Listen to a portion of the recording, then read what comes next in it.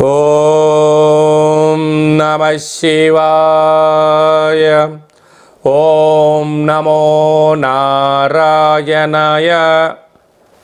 నరదృష్టి నివారణ, కర్మ నివారణ, సంచిత కర్మ, ప్రారబ్ధ కర్మ, ఆగమిక కర్మ, దగ్ధ నివారణ, తులాభార కాల భైరవాయ నమో నమః. ఓం మహాదేవ్యై చ విద్మహే విష్ణుపత్నీ చ ధీమహి తన్నో మహాలక్ష్మి ప్రచోదయాత్. హరి ఓం. మా ఛానల్కి స్వాగతం. చూస్తున్న వీక్షకులకు, ప్రేక్షకులకు, ప్రియ కాళ భైరవ భగవద్బంధులకి స్వాగతం పలుకుతూ మమ్మల్ని ఎంతగానో ఆదరిస్తూ ఉండబడినటువంటి ప్రియ సోదర సోదరీమణులకు, భగవద్బంధులకు, సనాతన ధర్మ సంరక్షకులకు, జ్యోతిష్య అభిమానులకు అందరికీ స్వాగతం పలుకుతూ ముందస్తుగా ధనత్రయోదశి పండగ శుభాకాంక్షలు. అందరి ఇంట లక్ష్మీదేవి స్థిరనివాసంగా ఉంటూ అందరికీ భోగభాగ్యాలను, సుఖశాంతులను ప్రసాదించాలని కోరుకుంటూ ఆశీర్వచనం.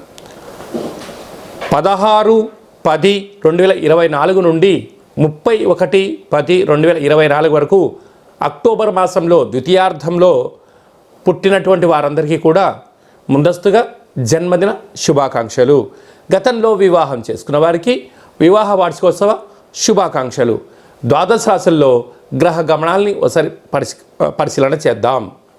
వృషభ రాశిలో దేవగురు బృహస్పతి సంచార స్థితి, కన్యరాశిలో కేతు సంచార స్థితి, తులారాశిలో రవిబుధ సంచార స్థితి, వృశ్చిక రాశిలో శుక్ర సంచార స్థితి, కుంభరాశిలో శని భగవానుడు సంచార స్థితి, మీనరాశిలో రాహు సంచార స్థితితో ద్వాదశ రాశుల్లో గ్రహ గమనాలు ఈ విధంగా ఉన్నాయి. వృషభ రాశి వారు ధనత్రయోదశి రోజున ఎలాంటి విధి విధానం పాటించడం వలన మహాలక్ష్మీదేవికి ఆశీస్సులు పొందగలరో ఈ వీడియోలో సవివరంగా సంపూర్ణంగా తెలుసుకుందాం. వృషభ రాశిలో ఏ ఏ నక్షత్రాలు వస్తాయి అనగా కృత్తికా నక్షత్రంలోని 2, 3, 4 పాదాలు, రోహిణీ నక్షత్రంలో 4 పాదాలు, మృగశిర నక్షత్రంలోని 1, 2 పాదములు కలిపితే వృషభ రాశి. చాలామందికి పుట్టినటువంటి కాల సమయంలో డేటా ఆఫ్ బర్త్లో లేనటువంటి కారణం వలన పేరు యొక్క మొదటి అక్షరాన్ని అనుసరిస్తూ రాశిని తెలుసుకునే ప్రయత్నం చేద్దాం. ఈ, ఊ, ఏ, ఓ, వా, వి, ఉ, వే, ఓ అక్షరాల వారందరూ కూడా వృషభ రాశి జాతకులే. వృషభ రాశి యొక్క అధిపతి శుక్ర భగవానుడు.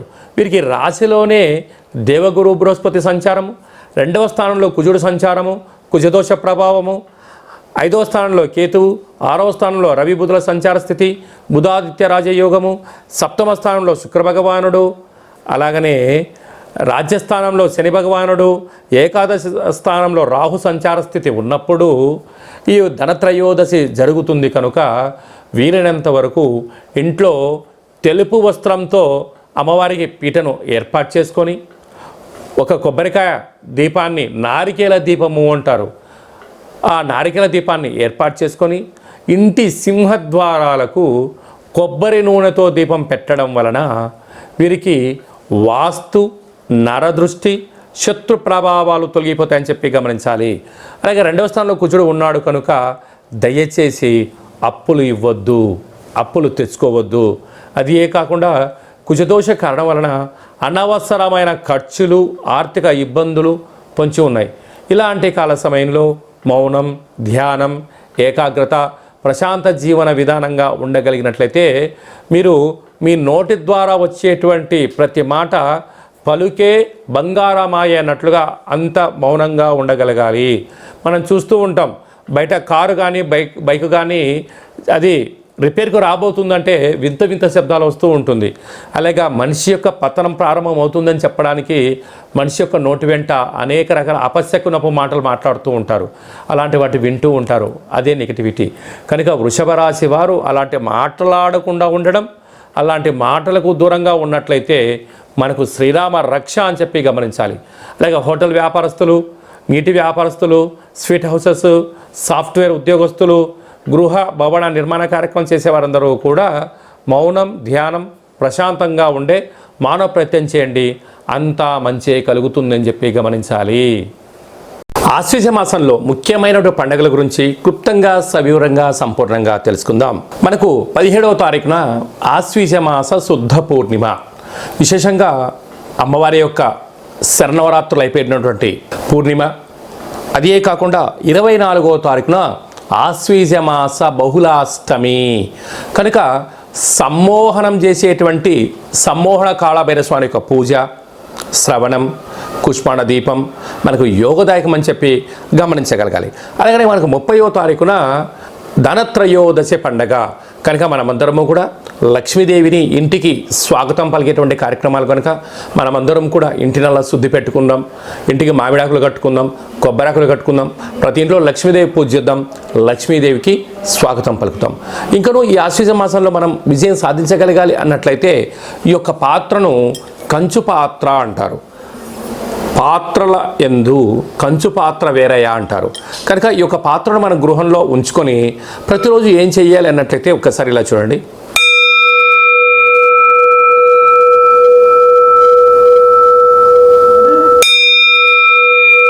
ఇలా శబ్ద తరంగాలు రావడం జరుగుతుంటుంది.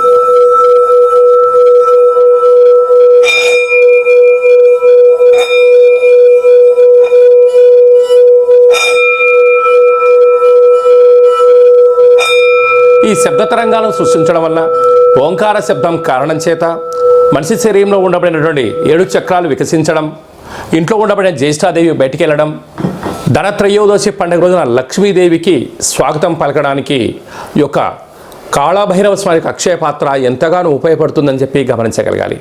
ఈ అక్షయ పాత్రతో పాటు కాళభైరవ స్వామి యొక్క పిరమిడు, డాలరు, కంకణము, మీ పేరుపైన కూష్మాండ దీపము, ఒక సౌభాగ్య ముడుపును కట్టి సంపూర్ణంగా మీకు వీడియో కాల్ చూపించి పూజా కార్యక్రమం చేసిన తర్వాత ఈ యొక్క అక్షయ పాత్రను మీకు కొరియర్ ద్వారా అందజేయడం జరుగుతుందని చెప్పి గమనించాలి. ఆసక్తి గలవారు ఈ కింది నెంబర్ సంప్రదించి అక్షయ పాత్రను సొంతం చేసుకొని అష్ట కష్టాలకు స్వస్తి పలికి అష్ట ఐశ్వర్య ప్రాప్తికి స్వాగతం పలుకుతామని చెప్పి గమనించాలి. ఈ ఆశ్వీజ మాసంలో ద్వితీయార్థంలోనూ ఇంకనూ మనం విజయం సాధించగలగాలి అన్నట్లయితే సైంధవ లవణ దీపము అనగా ఉప్పుల అందు సైంధవ లవణం వేరయ్యా అంటారు. అంటే రుచుల ఎందు వేరు.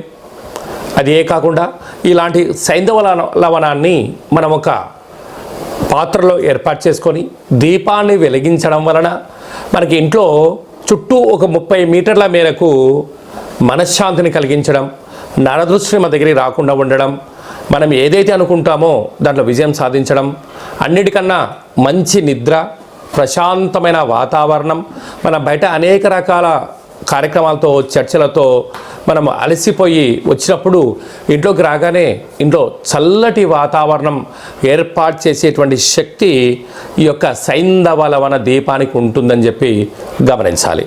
కనుక ఒక్కసారి ఈ దీపం వెలిగిస్తే మినిమం 10 సంవత్సరాల వరకు ఈ యొక్క దీపం యొక్క వెలుగుతో మనం ఇంట్లో సుఖ సౌఖ్యాలతో అద్భుతమైన జీవితాన్ని పొందుతామని చెప్పి గమనించాలి. మన ఇంట్లో చిన్నపిల్లలు సక్రమంగా చదువుకోవడం లేదా, చదివిన చదువు వాళ్ళకు గుర్తుండడం లేదా, పరీక్షాకాల సమయంలో అనుకున్న విజయాన్ని సాధించలేకపోతున్నారా, లేకపోతే క్రీడా రంగంలో రాణించలేకపోతున్నారా, వ్యాపార రంగంలో అభివృద్ధి రావడం లేదా, వీళ్ళు ఏదైనా ఒక పనిని చేయాలనుకున్నప్పుడు ఏకాగ్రతగా లేనప్పుడు ఈ యొక్క సైంధవ లవణ దీపాన్ని ఇంట్లో పెట్టుకున్నట్లయితే సకల దృష్టి దోషాలు తొలగిపోయి ఏకాగ్రత మన సొంతం అవుతుందని చెప్పి గమనించాలి. తరచూ ఇంట్లో గొడవలు అవుతున్నాయా, ధనపరమైన చిక్కులు ఏమైనా ఉన్నాయా, ఏదైనా మనం చేస్తున్నప్పుడు అనేక రకాల పనులలో ఆటంకాలు రావడం, పనులు ఆగిపోతున్నాయి అని మనకి అనిపించినట్లయితే ఈ యొక్క సైంధవ లవణ దీపాన్ని ఇంట్లో పెట్టుకున్నట్లయితే వీటన్నిటికీ సమూలంగా ఏకైక పరిష్కార మార్గం అని చెప్పి గమనించాలి. ప్రేమికుల మధ్య సయోధ్య లేకపోవడం, ఒకరిపైన ఒకరు ప్రేమానురాగాల కన్నా రాగద్వేషాలుగా మీరు ఇబ్బంది పడుతున్నట్లయితే గృహంలో లేకుంటే వ్యాపార సంస్థలలో మన యొక్క ఎక్కడైతే నివాసం చేస్తామో అక్కడ ఇక సైంధవ లవణ దీపాన్ని ఉంచినట్లయితే ఒకరిపైన ఒకరికి ఆప్యాయత, అనురాగము, సత్ప్రవర్తన, ఒకరిపైన ఒకరికి నమ్మకం చేత జీవితకాలం అంతా కలిసి ఉంటారని చెప్పి గమనించాలి. వివాహమైనటువంటి భార్యాభర్తలు తరచుగా గొడవ పడుతున్నారా, చిన్న చిన్న విషయాలకు ఒకరు అర్థం చేసుకోలేని పరిస్థితి ఉందా, ఎందుకు అలా అవుతుంది అన్నట్లయితే ఒకరిపైన ఒకరికి ప్రేమానురాగం కన్నా రాగద్వేషాల యొక్క అధికంగా ఉండడం వల్ల నువ్వు నన్ను ఇలా అన్నావు అంటే నేను నిన్ను ఇలా అన్నాను అనేటువంటి వాదోపవాదాలు బాగా పెరుగుతూ ఇద్దరి మధ్య దూరం పెరగడం, పుట్టింటికి వెళ్ళడం, పోలీస్ స్టేషన్లో కేసు పెట్టుకోవడం, కోర్టులో వేసే పరిస్థితి కూడా ఈ మధ్యకాలంలో చాలా గమనిస్తూ ఉంటాం. వీటన్నిటికీ అవగాహన లోపం అని చెప్పి గమనించాలి. అందుకే ఆవేశం కన్నా ఆలోచన గొప్పది అని చెప్తుంటారు.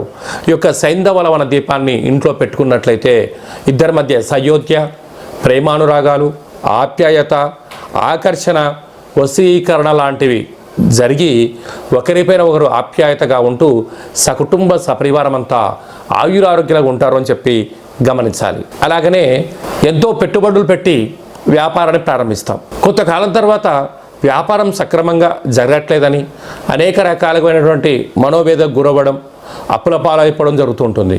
అంటే వ్యాపార సంస్థలలో ఇలాంటి దీపాన్ని పెట్టడం వలన నరదృష్టి నివారణ కలిగి, వ్యాపార ఆకర్షణ కలిగి అనంతమైన సంపద మన సొంతం అవుతుందని చెప్పి గమనించాలి. అలాగనే గృహంలో దీర్ఘకాలికమైన వ్యాధులు అంటే ఈ మధ్యకాలంలో బాగా గమనించినట్లయితే షుగర్ వ్యాధి, బీపీ అనేటువంటిది, థైరాయిడ్ లాంటి సమస్యలు, అదే ఇక్కడ పెరాలసిస్ లాంటి, బ్రెయిన్ స్ట్రోక్ లాంటి వ్యాధులను మనము నిత్యం గమనిస్తూ ఉంటాం.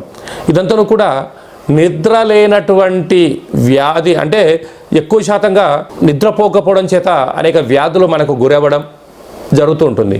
ఇలాంటి సైంధవ లవణ దీపాన్ని ఇంట్లో పెట్టుకోవడం వలన మనశ్శాంతి, మంచి నిద్ర, ఆరోగ్యాన్ని దూరం చేసుకునే పరిస్థితి ఉంటుంది. అంటే ఒక వ్యక్తి ఒక 9 నుంచి 10 గంటలు మంచిగా పడుకొని నిద్రపోవడం వలన ఆ వ్యక్తికి కోపం, ఆవేశం తగ్గి మనశ్శాంతిగా తను ఏదైతే అనుకుంటాడో దాన్ని విజయం సాధిస్తాడు అని చెప్పి గమనించాలి. నిత్యము మన ప్రయాణం చేస్తున్నప్పుడు మన వాహనాలు ప్రమాదానికి గురవుతూ ఉంటాయి. అలా ప్రమాదానికి గురైనప్పుడు అంటే మితిమీరిన వేగం వెళ్ళడం కానీ, అనేక రకాలమైనటువంటి ఓవర్టేక్ చేయాలనేటువంటి ఆవేశంతో జరుగుతూ ఉంటాయి. అలా కలగకుండా ఉండాలి అన్నట్లయితే ఈ దీపాన్ని ఇంట్లో పెట్టుకున్నట్లయితే మనకు మనశ్శాంతి, ఏకాగ్రత, లక్ష్య సాధనలో విజయం మన సొంతం అవుతుందని చెప్పి గమనించాలి.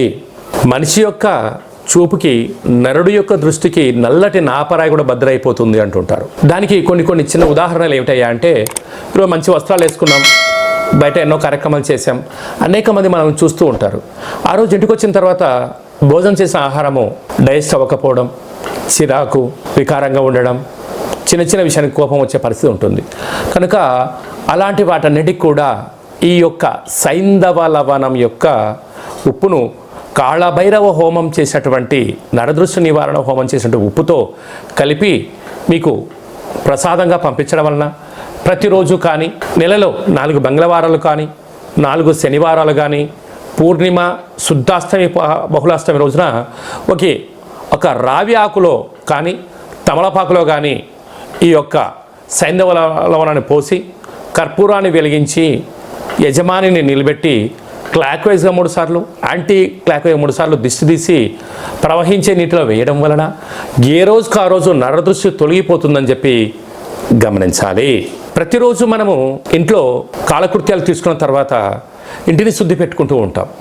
అలాంటి కాల సమయంలో మనము నీరు, అందులో ఈ యొక్క పూజ చేసినటువంటి సైంధవ లవణం యొక్క ఉప్పును నీటిలో వేసి ఇంటిని క్లీనింగ్ చేసుకోవడం వలన, ఇంటి యొక్క పరిసరాలను శుద్ధి పెట్టుకోవడం వలన నరదృష్టి, శత్రు ప్రభావాలు, వాస్తు దోషాలు తొలగిపోయి మనం ఏదైతే అనుకుంటామో దాన్ని విజయం సాధిస్తామో అని చెప్పి గమనించాలి. ఈ యొక్క సైంధవ లవణం పట్టిక అంటూ ఉంటాం అనేక ప్రాంతాలలో.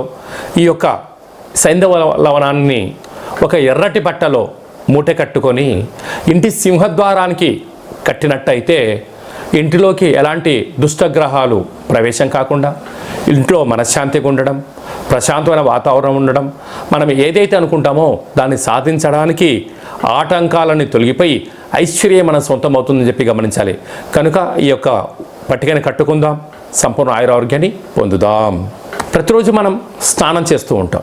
స్నానం చేసేటువంటి కాల సమయంలో ఈ యొక్క సైంధవ లవణాన్ని ఒక చిటికెడంత నీళ్ళలో వేసుకొని దాన్ని కరిగిపోయిన తర్వాత స్నానం చేయడం వల్ల శరీరం పైన ఉండబడినటువంటి మురికి వెళ్ళిపోవడం, ప్రశాంతత కలగడం, చర్మ సౌందర్యం కలగడం, ఏ రోజుకు ఆ రోజు నరదృష్టిని తొలగించుకోవడం వలన అనుకుంటున్న అన్ని పనులలో విజయం సాధించడం జరుగుతుంది. కనుక ప్రతిరోజు స్నానం చేసేటప్పుడు చిటికెడంతా ఉప్పేసుకొని స్నానం చేద్దాం. వ్యక్తిగత జాతకం తెలుసుకోవాలనుకుంటున్నారా?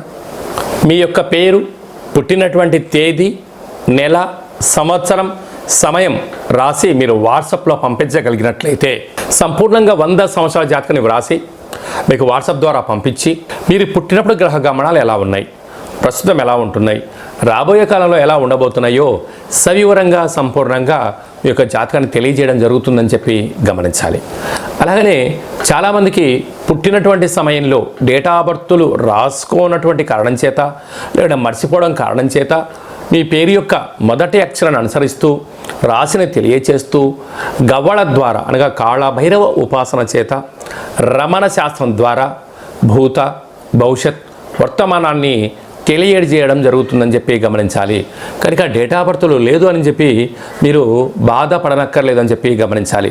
అలాగా మీ వ్యక్తిగత జాతకం తెలుసుకోవాలి అనుకుంటున్నట్లయితే ఈ కింది నెంబర్ని వాట్సాప్ ద్వారా కానీ, ఆన్లైన్ ద్వారా కానీ, ఆఫ్లైన్ ద్వారా కానీ సంప్రదించి అపాయింట్మెంట్ తీసుకొని సంప్రదించి మీరు సంపూర్ణ జాతకాన్ని తెలుసుకున్నట్లయితే జాతకంలో ఉండబడిన దోషాలను తొలగించుకొని ఐశ్వర్యం స్వాగతం ఎలా పలకాలో తెలుసుకునే ప్రయత్నం చేద్దాం. గ్రహశాస్త్రాన్ని తెలుసుకుందాం. రాబోయే కాలంలో అద్భుతమైన విజయాలు సాధిద్దామని చెప్పి గమనించాలి. అలాగా భార్యాభర్తలు తరచుగా ఇంట్లో గొడవ పడుతున్నారా? ఎందుకు అలా జరుగుతుంది? జాతకంలో ఎలాంటి యోగాలు ఉన్నాయి, జాతకంలో ఎలాంటి దోషాలు ఉన్నాయో తెలుసుకొని ఆ భార్యాభర్తల మధ్య సఖ్యత పెరిగి ఒకరిపైన ఒకరు ప్రేమానురాగాలు కలిగి ఉండేటువంటి సలహాలు సూచనలు ఇవ్వడం జరుగుతుందని చెప్పి గమనించాలి. కనుక గృహంలో మీ యొక్క విద్యార్థులు ఎలాంటి చదువుకుంటున్నారు, దాంట్లో పరీక్ష ఉత్తీర్ణత శాతం ఎందుకు రావడం లేదు, ఎలాంటి క్రీడారంగంలో ఉంటున్నారు, చిన్నపిల్లలకు ఎలాంటి పేర్లు పెట్టుకోవాలి, ఎలాంటి మన వ్యాపార కార్యక్రమాలు చేయాలి, ఏ పని చేస్తే మనకు విజయం సాధించడం జరుగుతుంది, ఎలాంటి గృహంలో ఉంటే మనకు ఐశ్వర్యం కలుగుతుంది, మనకు నూతన వాహనాలు క్రయ విక్రయాలు ఎప్పుడు మంచి కాలము, ఎలాంటి మంచి పనులు ఎప్పుడు చేసుకోవాలో తెలుసుకొని చేసినట్లయితే జీవితం అంతా సువర్ణమయం అని చెప్పి గమనించాలి. అలాగే చాలామందికి కాళభైరవ ఉపాసన ఎలా తీసుకోవాలి, ఎవరిస్తారు, ఎలా సాధన చేయాలో అనుకుంటున్న వారందరికీ కూడా మన యొక్క దేవాలయంలో కాళభైరవ మంత్ర ఉపదేశం ఇవ్వడం జరుగుతుందని చెప్పి గమనించాలి. అందరికీ కాళభైరవ స్వామికి ఆశీర్వాదాలను కోరుకుంటూ కూడా అందరి యొక్క సాధన చేద్దామని చెప్పి ఒక చిన్న విన్నపం కూడా. అందరిపైనను ఈ కాళభైరవ స్వామికి ఆశీర్వాదం చేత అందరికీ శుభం, జయం, లాభం జరగాలని కోరుకుంటూ ఆశీర్వచనం. ఓం శతమానం భవతి శతాయు పురుష సతేంద్రియ ఆయుష్యేవేంద్రియే ప్రతిష్టతి ధనం ధాన్యం బహుపుత్రలాభం శత సంవత్సరం దీర్ఘమాయు సర్వే జనా సుఖినో భవంతు లోకా సమస్త సుఖినో భవంతు. సర్వం కాళభైరవ దేవతార్పణమస్తు. హరి ఓం. ఈ వీడియో మీకు నచ్చినట్టయితే లైక్ చేయండి, షేర్ చేయండి, మా ఛానల్ని సబ్స్క్రైబ్ చేసుకోండి. మేము చేస్తున్న ఆధ్యాత్మికమైనటువంటి వీడియోలు, ధర్మ సందేహాలు అందరికన్నా ముందుగా మీరు చూడాలి అన్నట్లయితే గంట సింబల్ ప్రెస్ చేయండి, ఆల్ అనే బటన్ కూడా తెలియచేయండి. మీరు ఎవరి క్షేమాన్ని అయితే కోరుకుంటున్నారో అంటే మీ క్షేమాన్ని ఎవరైతే కోరుకుంటున్నారో వారికి కూడా ఈ వీడియోను ఫార్వర్డ్ చేసి హిందూ ధర్మాన్ని కాపాడండి.